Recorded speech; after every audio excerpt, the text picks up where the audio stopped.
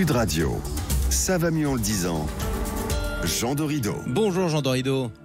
Bonjour Jean-Marie, bonjour à tous. Docteur en psychologie, fondateur de l'application Zenfi. Jean, alors que la moitié de la planète et tous les fans de la famille anglaise s'apprêtent à regarder le couronnement du roi Charles III, vous êtes intéressé à un aspect très particulier. C'est la querelle de famille la plus célèbre du monde, les bisbilles entre les frères, notamment William et Harry. Et vous vous êtes posé la question, comment expliquer ces conflits entre frères et sœurs qui n'arrivent clairement pas que aux têtes couronnées, Jean ? Alors oui, effectivement, ça n'arrive pas qu'aux têtes couronnées, loin s'en faut. C'est un fait que les chamailleries et parfois même les brouilles entre frères, ça commence dès l'enfance, précisément à partir de l'arrivée du deuxième. C'est un vrai défi pour la famille et pour tout l'écosystème en l'occurrence, parce que bien sûr que le fils aîné, il a toute l'attention, tout l'amour même, pourrait-on dire, pour lui. Et puis quand arrive le petit frère, là en l'occurrence Harry est arrivé 2 ans après William, eh bien c'est compliqué pour l'aîné, parce qu'à la fois il se réjouit parce qu'il voit que tout le monde est content. Donc il a déjà appris le mimétisme, il a compris que quand tout le monde est content, c'est mieux d'être content comme tout le monde, ça évite les problèmes. Et puis en même temps, il a un souci d'enfant tout petit de se dire mince, il va falloir que je partage. Alors d'accord Jean, ça c'est pour le côté fils aîné. Pour le nouvel arrivant, est-ce que les conditions sont plus difficiles ?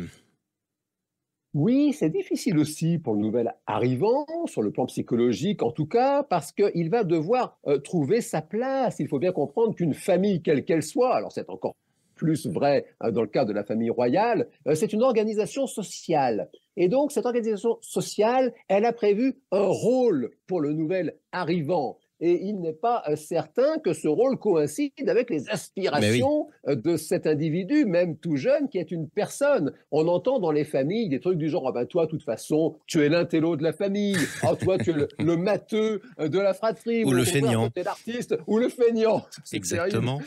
Et donc, ça, c'est vrai que c'est une difficulté à résoudre. Et c'est vrai que c'est encore plus vrai dans les familles à protocole, comme dans le cas des familles royales. Et puis ça, c'est pour l'enfance. Et puis quand vient l'âge adulte, ça n'est pas fini. De nouvelles difficultés apparaissent et non des moindres. Donc il y a des nouveaux défis, ce sont lesquels ?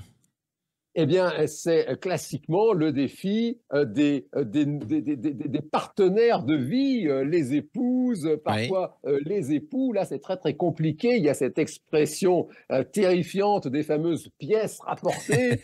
Et il faut que tout le monde s'entende dans l'écosystème familial. C'est très, très compliqué parce que les personnes, si vous voulez, qui arrivent dans cette espèce d'équilibre, eh bien, elles apportent le déséquilibre. Elles peuvent même recommencer à envenimer les conflits qui étaient dormants jusque-là. Et puis, c'est aussi un fait, ça arrive fréquemment maintenant, les questions de loyauté, quand les parents ne s'entendent pas, quand ils se séparent, il y a ces problématiques de loyauté. Parfois, ça peut souder une fratrie, parfois au contraire, on peut avoir l'un qui part d'un côté et l'autre qui part à l'opposé. Exactement, donc c'est un chemin qui est semé d'embûches. Jean, est-ce qu'on peut prévoir un rapprochement, un rabibochage entre frères qui se sont chamaillés en quelques mots ?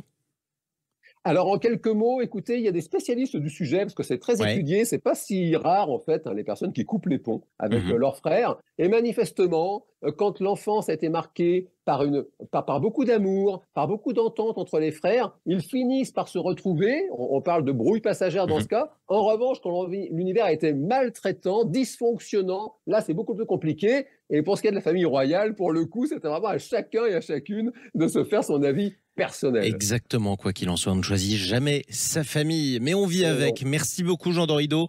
Je rappelle votre livre « Le bonheur est une science exacte », c'est publié chez Larousse. On vous retrouve samedi prochain.